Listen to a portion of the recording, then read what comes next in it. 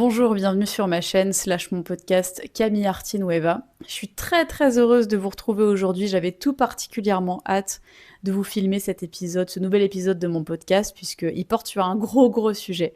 Il porte sur le film Michael, donc le biopic dédié à Michael Jackson. Je l'ai vu 3 fois au cinéma, donc je pense que ça annonce un petit peu la couleur. Ouais, j'ai adoré ce film, et c'est pour ça que j'avais vraiment hâte de vous filmer le podcast. Juste avant, très important, abonnez-vous, c'est un ordre ici, j'aborde toutes sortes de sujets artistiques, mon contenu est vraiment large. Je suis présente ici, j'essaye de l'être une fois par semaine, mais aussi sur les réseaux de format court, où là je suis présente beaucoup plus régulièrement. Par ailleurs, j'ai un autre compte où je suis chanteuse lyrique, le compte s'appelle Camille Carmino Mezzo-Soprano. Pareil, je suis présente sur YouTube et sur les réseaux de format court. J'ai encore un autre compte où je fais des imitations humoristiques. Le compte s'appelle Camille Art Imitation. Et dessus, je suis présente aussi sur YouTube et sur les réseaux de format court.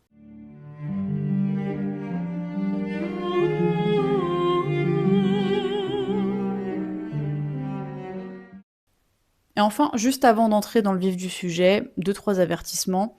Alors déjà, moi, je suis pas une spécialiste de Michael Jackson, je connais les grandes lignes de sa vie, j'ai regardé pas mal de reportages, de choses comme ça, mais voilà, je suis pas la biographe de Michael Jackson, donc c'est difficile pour moi de juger de l'entière véracité du biopic.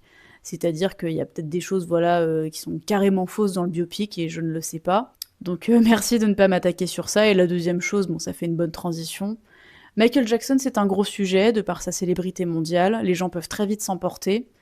Donc vous avez le droit de ne pas être d'accord avec moi par rapport à ce que je dis. Cela dit, c'est comme d'habitude, sur tous mes réseaux c'est comme ça. Si je vois le moindre commentaire irrespectueux, vous serez bloqué. Bon, avant de vous parler du biopic en tant que tel, j'aimerais vous dire quelques mots sur le lien, je pense qu'on peut employer ce terme, que j'entretiens avec la musique de Michael Jackson depuis petite. Alors moi, j'ai toujours beaucoup apprécié ce qu'il faisait, même si quand j'étais petite, c'était d'assez loin, disons. Je savais pas vraiment qui c'était, je connaissais surtout la voix en fait, mais j'associais pas forcément un visage à cette voix-là. Oui, ça peut paraître assez étonnant, mais c'est vraiment ce qui se passait. Jusqu'à mes 10 ans. Bon, je pense que vous avez un petit peu deviné ce dont je vais parler, mais quand j'avais 10 ans, il est décédé. C'est-à-dire que je me rappelle très bien, puisque c'était le matin où je suis allée visiter mon collège. Le matin où je devais aller visiter mon collège, je me suis levée, je suis à peine sortie de ma chambre, que j'ai entendu mon père dire «Oh, Michael Jackson est mort». Et moi, je savais un peu qui c'était, mais sans plus. Mais j'ai très vite compris que ça allait prendre une ampleur incroyable, parce que à peine je suis arrivée à l'école, tout le monde ne parlait que de ça. Et même avant, puisque dans la voiture, à la radio, les gens ne parlaient que de ça. Il y avait que des éditions spéciales, pardon, à la télé, à la radio, dans tous les médias, tout ce que vous voulez, ça faisait la une des journaux. Vraiment, tout le monde ne parlait que de ça. Et je suis arrivée à l'école et j'avais ma meilleure amie de l'époque qui a dit, qui était presque en larmes, qui a dit mais c'était le plus grand des danseurs et des chanteurs. Et après on est allé visiter le collège, donc on a pensé à autre chose. Mais vraiment pendant des semaines, pendant des mois, les gens n'ont parlé que de ça. Et moi j'étais assez fascinée par ce qui se passait, j'étais très intriguée. En plus j'étais une enfant, donc je me demandais vraiment ce qui se passait. Et je me rappelle, j'en rêvais même la nuit, je faisais pas des cauchemars, mais des rêves bizarres où je m'interrogeais sur ce qui se passait, ça m'a beaucoup marqué. Et donc, j'ai commencé un petit peu à m'intéresser à lui, et j'ai réalisé en effet à quel point il était extrêmement talentueux. Et avec mes parents, on a acheté le CD Thriller. Pour l'anecdote, ma mère avait le vinyle, et d'ailleurs, comme on parlait beaucoup de Michael Jackson à cette période-là, elle m'avait montré le vinyle et on l'avait écouté parce qu'on avait encore un appareil pour écouter les vinyles. Un tourne-disque, quoi, je retrouvais plus le terme. Voici le CD, il est absolument déglingué parce que je l'ai emporté dans plein d'endroits différents depuis 2009. On l'a beaucoup écouté, notamment avec ma mère dans la voiture. Moi-même, je l'écoute très souvent dans ma voiture, il est complètement déglingué. Là, je vous l'ouvre pas, puis en plus, je tiens mon micro, mais alors, le CD, je l'ai saigné et je l'adore vraiment depuis 2009. Je l'écoute très souvent. Je crois que ma chanson préférée, ça reste Thriller parce qu'en plus, le clip est incroyable. Donc voilà, là j'ai commencé à avoir quand même une forte admiration pour cette personne sur le plan artistique, même si j'ai jamais été fan de Michael Jackson, mais j'ai toujours été touchée par ce qu'il faisait et toujours très admirative de ce qu'il faisait sur scène. C'est la Camille du montage, j'aimerais juste ajouter quelque chose sur ce que je pense de la voix de Michael Jackson. Alors déjà, quand il est petit, on a quelque chose de très attendrissant. C'est bizarre parce que c'est déjà très puissant, mais c'est très attendrissant à la fois, évidemment, et c'est extrêmement mélodieux. C'est drôle parce que quand j'écoute sa voix enfant, je trouve qu'on n'aurait pas deviné qu'il aurait cette voix-là adulte. Je trouve ça assez étonnant, mais j'adore aussi sa voix de quand il est adulte. Je trouve que c'est une voix très singulière parce qu'elle a quelque chose de très impétueux et en même temps de profondément doux, avec un vibrato assez serré. C'est une voix hyper intéressante, vraiment, depuis petite, j'adore. Bon, ça c'était surtout sur le plan musical et sur le plan personnel, disons. En fait, il y avait plein de reportages qui passaient. De toute façon, Michael Jackson, il était partout. L'été vraiment qui a suivi sa mort, il était absolument partout. Je me rappelle très bien. En plus, bah, j'étais partie en Espagne et je constatais que, bah, évidemment, même à l'étranger, enfin partout vraiment, c'était planétaire. Ça a toujours été planétaire de toute façon, Michael Jackson. Mais alors, juste après sa mort, vraiment pendant des semaines, des mois, il était omniprésent dans les médias, vraiment, les gens parlaient que de ça, enfin, en tout cas, énormément de ça. Et donc, il y avait plein de reportages, et c'est là que je me suis posé plein de questions, j'étais vraiment fascinée. Je me disais, mais pourquoi cet homme a changé de couleur de peau? Pourquoi est-ce qu'il a fait autant d'opérations de chirurgie esthétique? Pourquoi? Et je me rappelle très bien, des mois après, donc à peu près vers décembre, vraiment à la toute fin de l'année 2009, il y a le film Avatar qui est sorti. Et ça fait partie des films qui m'ont le plus touchée de toute ma vie. Avatar, ça m'a profondément émue. Mais maintenant, quand j'y réfléchis, donc presque 17 ans après, je pense qu'il y a un petit lien avec Michael Jackson. Vous devez vous dire, mais qu'est-ce qu'elle raconte? Mais pourquoi? Parce que dans Avatar, il est question de quoi? Bah, déjà, ça s'appelle Avatar. Et il est question de quoi? D'humains qui se transforment, entre guillemets, en des êtres d'une autre tribu, des êtres qui ont une toute autre apparence, qui esthétiquement sont quand même très différents. Et le personnage principal délaisse son enveloppe d'origine pour devenir un autre. Je pense que là, vous voyez un peu plus le lien. Et je pense sincèrement que si Avatar m'a autant ému, c'est aussi parce que ça me faisait penser aux transformations physiques extrêmes de Michael Jackson. Donc voilà à peu près ce que je peux vous dire. Maintenant, je vais parler du biopic à proprement parler. Entrons dans le vif du sujet, si je puis dire. Alors, ce fameux biopic. Eh ben moi, je l'ai trouvé absolument génial. Bon, je vous annonce direct la couleur comme ça. Vous allez peut-être me prendre pour une folle, mais je m'en cogne. Mais franchement, c'est un des meilleurs films que j'ai vu de toute ma vie. Si je devais le décrire à l'aide de 2 mots, je dirais spectaculaire et émouvant, pour ne pas dire extrêmement émouvant. Ça m'a arraché des larmes, mais des larmes, je vais en parler après, mais j'ai jamais autant pleuré devant un film, sincèrement. Alors la première chose que j'aimerais commenter, c'est la prestation des acteurs. Alors bon, évidemment, mais Jafar, bon, je sais pas comment ça se prononce, Jafar, j'imagine, mais bon, je vais dire Jafar. Jafar, mais il a fait un travail monstre, mais c'est incroyable vraiment sa prestation. Mais il est extrêmement doué aussi, il danse tellement bien, il chante très très bien aussi, il a su parfaitement incarner son oncle, même si évidemment son oncle je ne le connaissais pas dans la vraie vie, mais de ce que je connais de lui, du peu que je connais de lui, c'est extrêmement réussi. Il s'est tellement appliqué jusque dans les moindres détails. Vraiment, la mimésis a tellement bien fonctionné. Jafar est absolument incroyable dans ce rôle.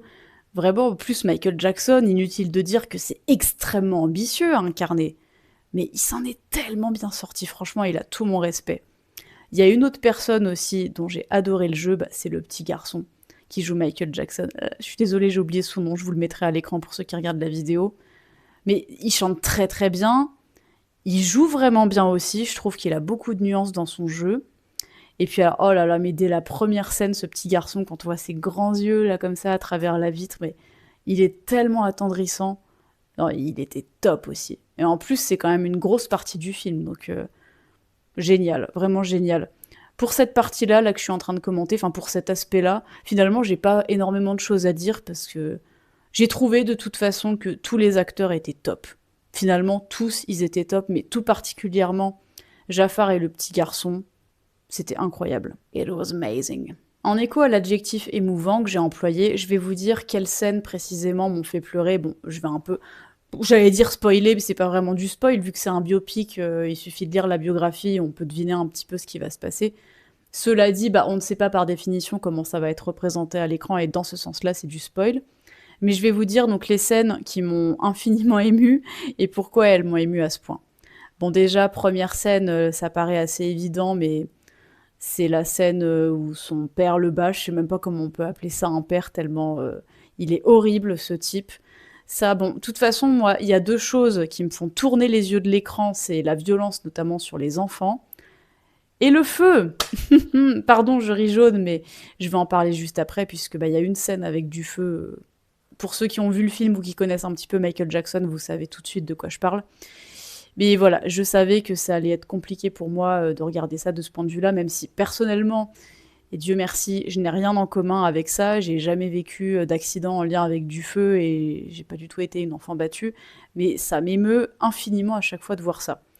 Donc ça, vraiment, la scène, là, pour revenir à ça, la scène où son père le bat, très très difficile, et en plus, on voit toute la détresse de ses frères, là, dans leur regard, ça, c'était très très dur. De toute façon, ce type-là, ça m'énerve d'ailleurs parce qu'il a un prénom trop beau, il s'appelle Joseph.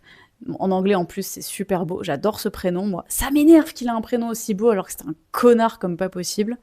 Ce type, de toute façon, moi, vous pouvez pas imaginer le nombre de fois pendant le film où j'avais qu'une envie, c'était de rentrer dans l'écran, de lui casser la gueule, tellement il m'énervait. Vraiment, on ressent qu'en sa présence, la violence est omniprésente, mais c'est incroyable. Et ce que j'ai aimé dans le film par rapport à ça, c'est que dans les moindres détails, cette violence est suggérée. Elle n'est pas toujours explicite, mais elle est suggérée.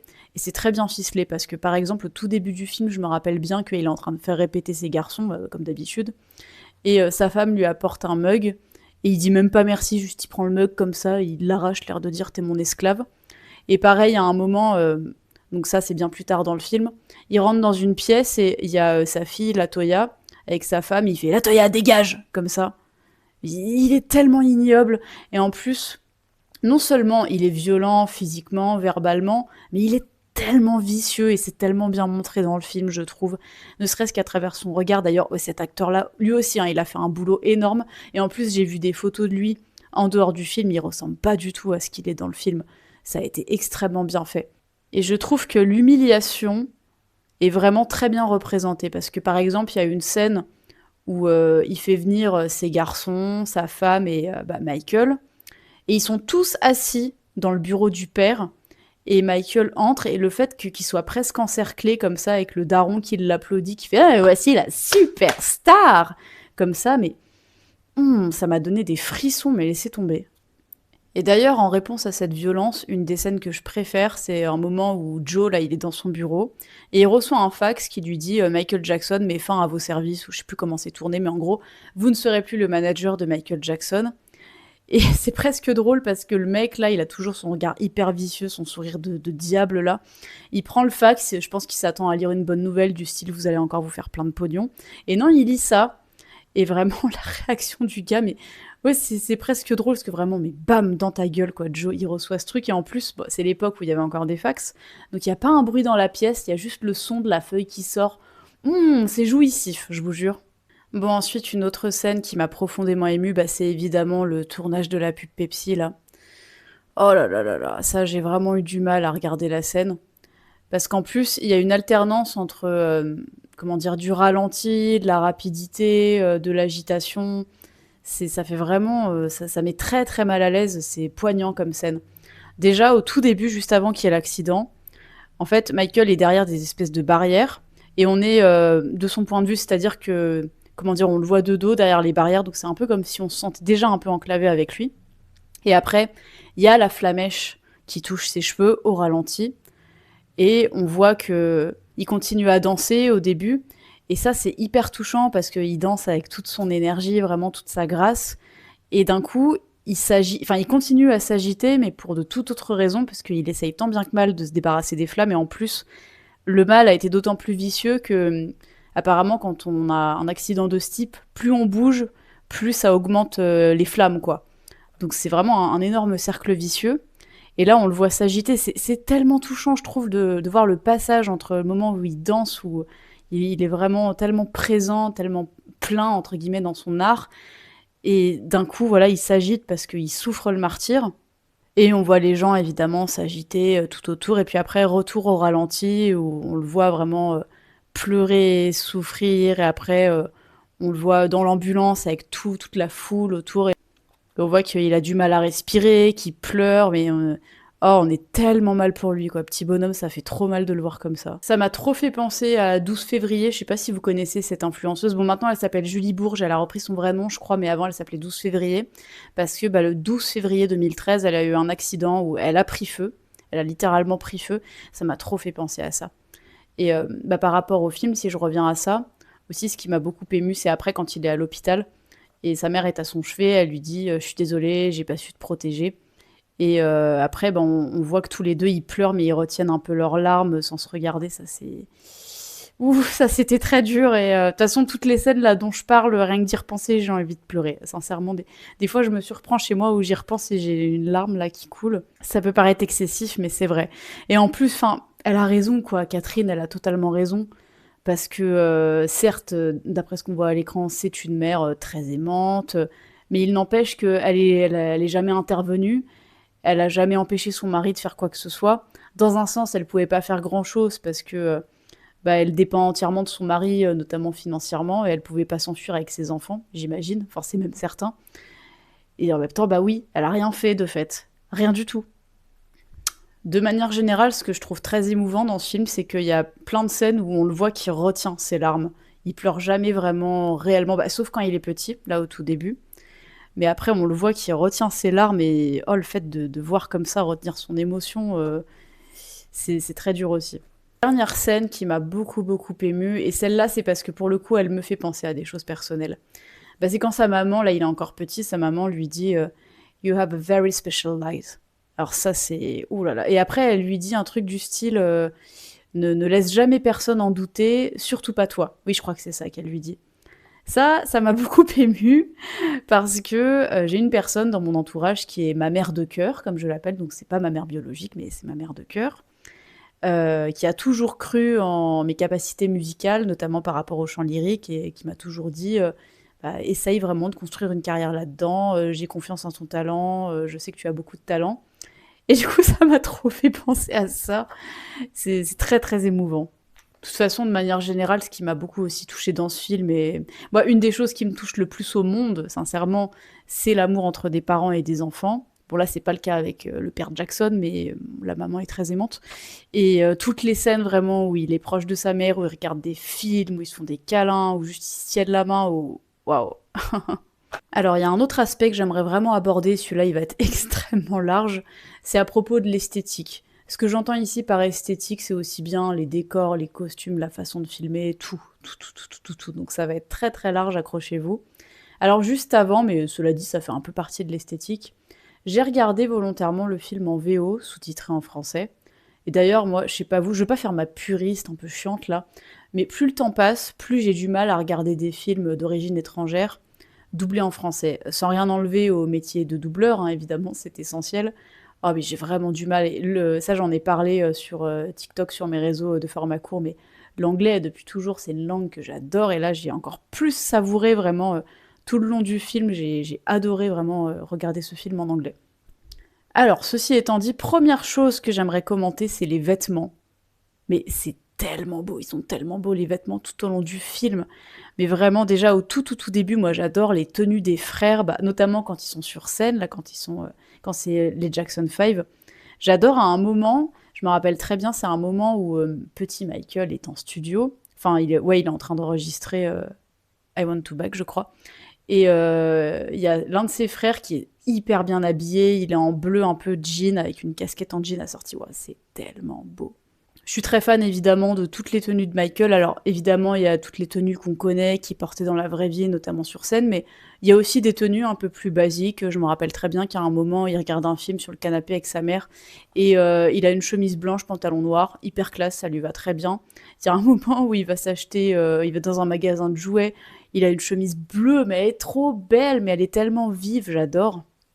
Il y a même un moment où il a une chemise, elle fait un peu bûcheron cette chemise, mais ça lui va super bien aussi. Enfin, ça va bien à Jafar, hein, de fait. C'est quand il se casse parce que justement son père là fait sa petite réunion de merde et il se barre avec Bill, là, son garde du corps, et il lui dit Just drive. Enfin, pour lui dire ouais, juste on se casse là, j'en ai marre.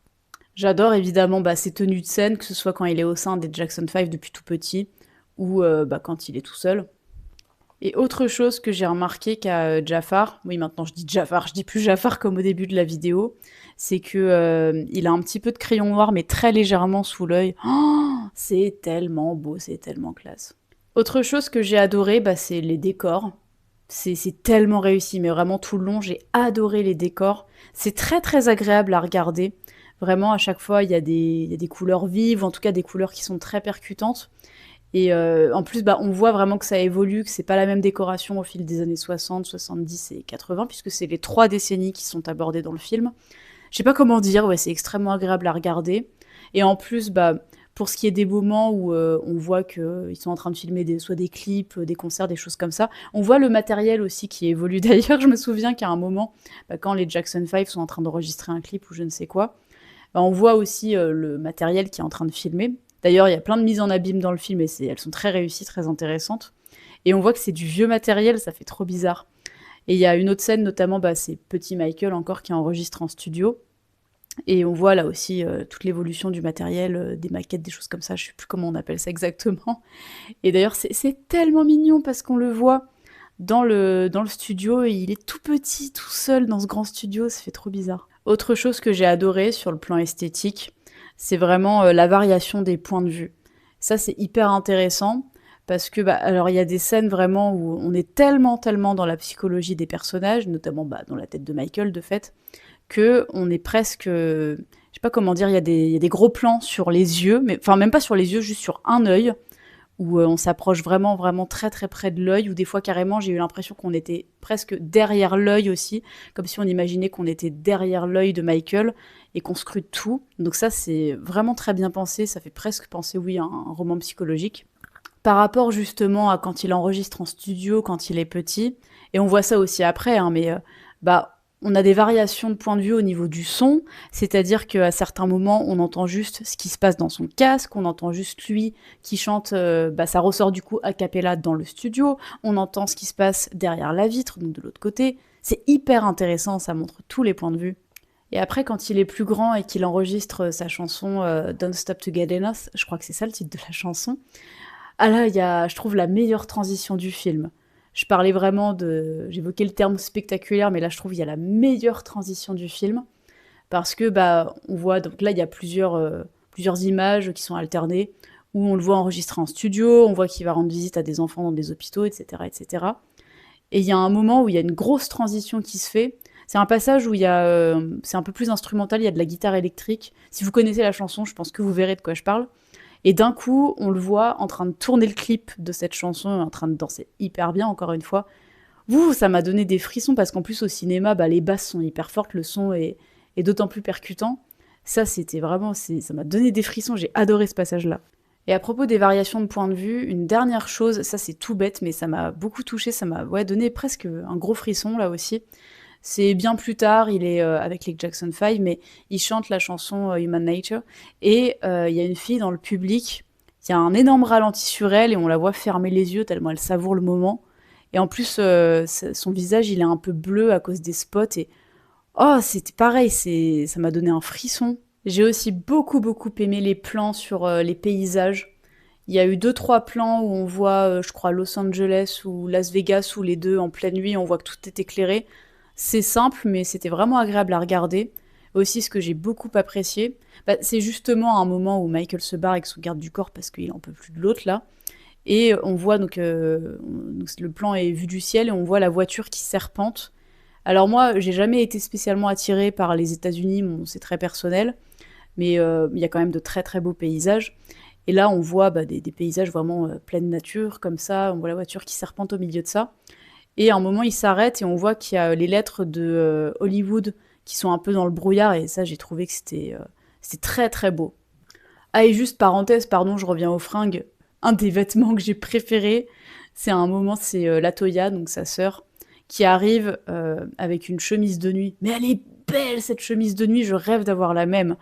Et dernier truc sur le plan esthétique, ça c'est plus un petit clin d'œil, mais ça m'a fait rire parce que donc quand il est dans sa grande maison, là, son énorme villa avec sa famille, et ben souvent il descend un escalier en colimaçon pour aller bosser. Et moi, alors j'habite Dijon, le film, je l'ai vu 3 fois au cinéma Cap-Vert. Et j'ai pas fait gaffe, mais non, la 3e fois, quand je suis sortie du film, Et ben, il y avait les mêmes escaliers en colimaçon. Enfin, après, un escalier en colimaçon, c'est banal, hein, mais là, il y avait les mêmes, donc escaliers noirs comme ça.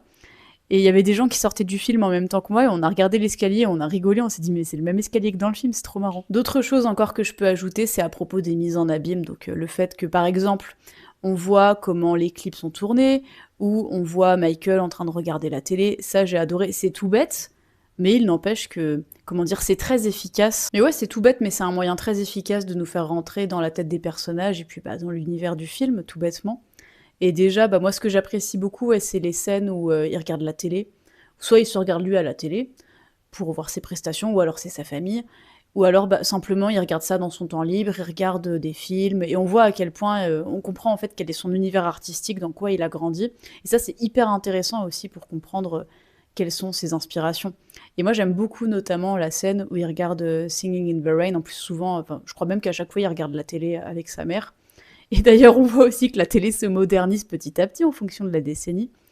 Et ça, j'adore. En plus, bah, pour ce qui est de Singing in the Rain, ils ont pile mis le meilleur passage, je trouve, de la chanson. Quand Michael arrive dans la pièce, que sa mère lui dit Mais vas-y, dépêche-toi, là, tu rates la meilleure partie, c'est trop bien. Et ce qui m'a fait rire, c'est que ça, c'est tellement américain, je trouve.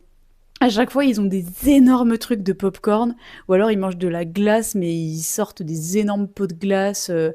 Et à chaque fois, pour faire les boules, ils prennent un énorme truc. C'est typiquement américain, ça m'a fait sourire. Et d'ailleurs, il y a quelque chose que je trouve très touchant chez Michael Jackson au niveau de la danse.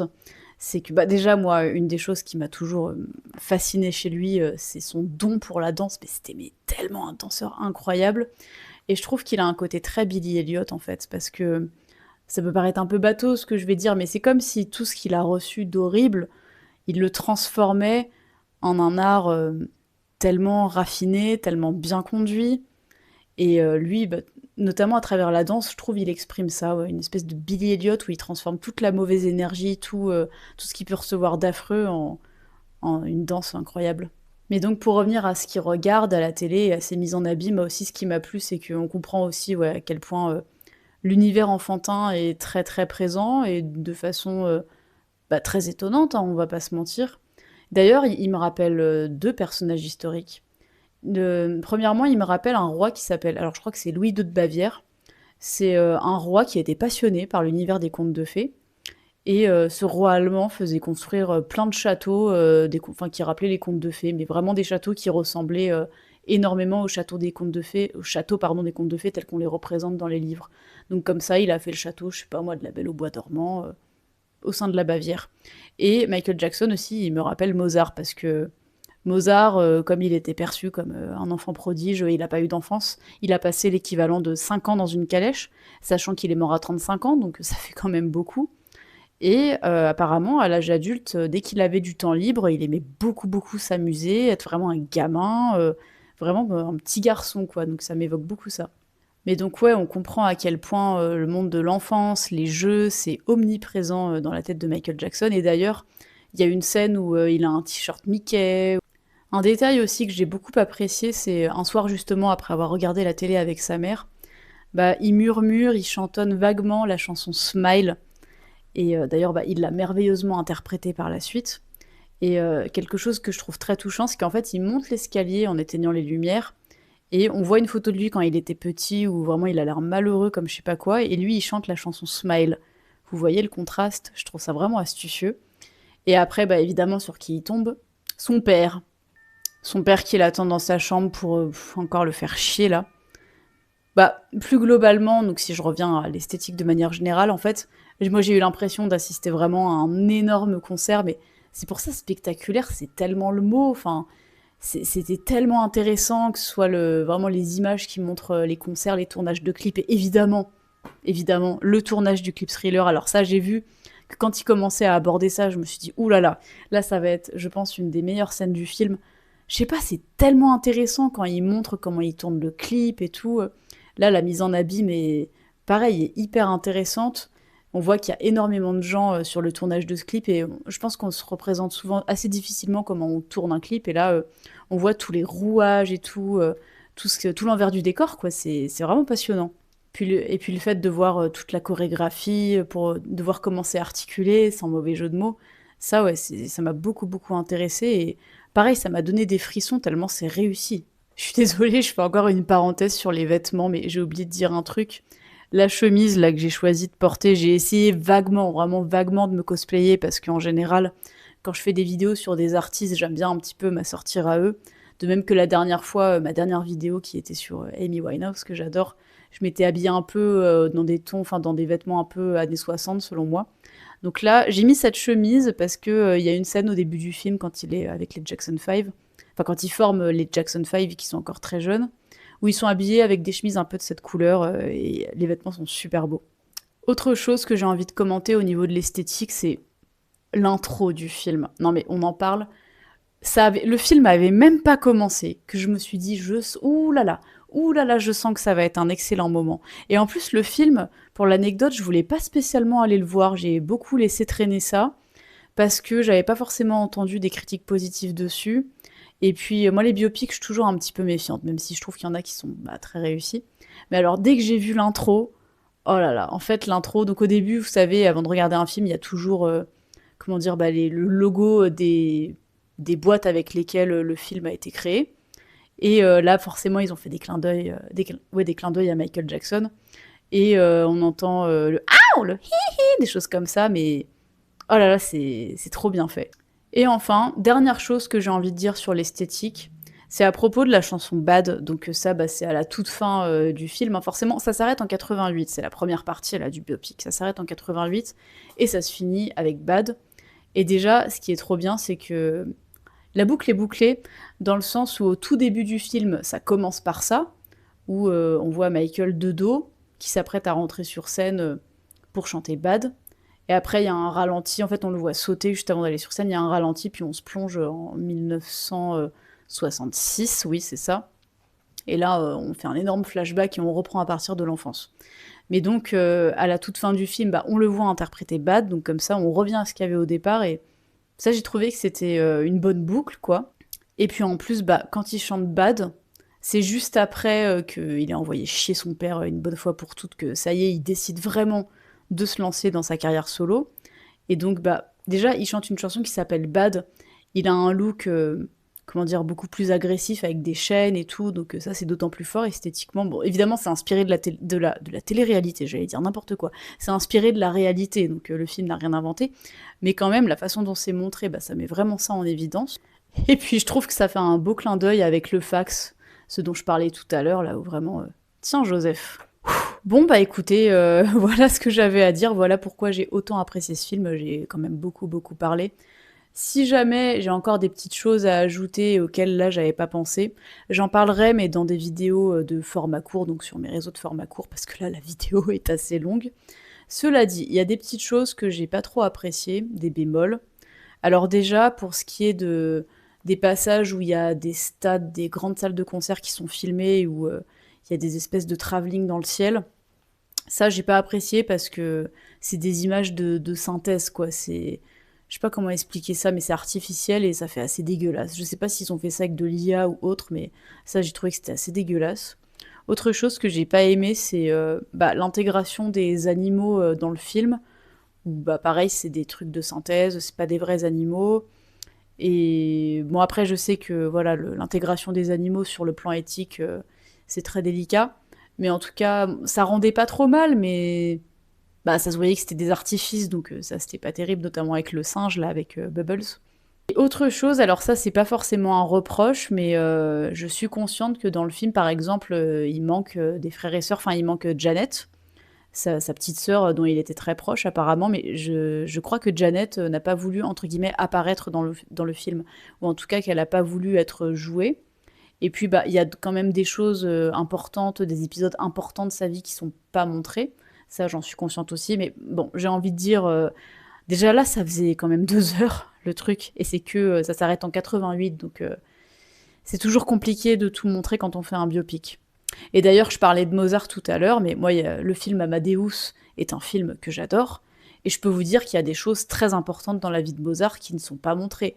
Par exemple, il y a eu un passage très important de sa vie où sa femme Constance est tombée gravement malade. C'est pour ça qu'il a écrit La Messe en ut. Et ça, dans Amadeus, ça n'apparaît à aucun moment parce que c'est compliqué, on peut pas tout montrer.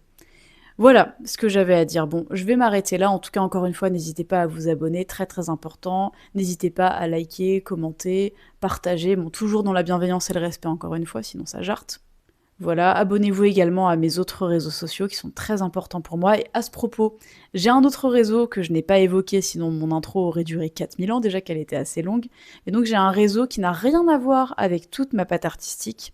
Ce réseau s'appelle Sophie Enquête. Là aussi, je suis présente sur YouTube et aussi sur les réseaux de format court. Et dessus, en fait, j'aborde des sujets de réflexion plus ou moins légers. Et d'ailleurs, là, l'image que vous voyez derrière moi, là, avec Avatar, la moitié de l'image, ça représente Isabelle Caro. C'est une militante contre l'anorexie et par ailleurs une comédienne dont j'ai parlé sur ma chaîne Sophie Enquête il y a quelques années. Il y a une longue vidéo qui est dédiée à elle puisque je l'adore. Voilà, et ben je vous dis à la semaine prochaine.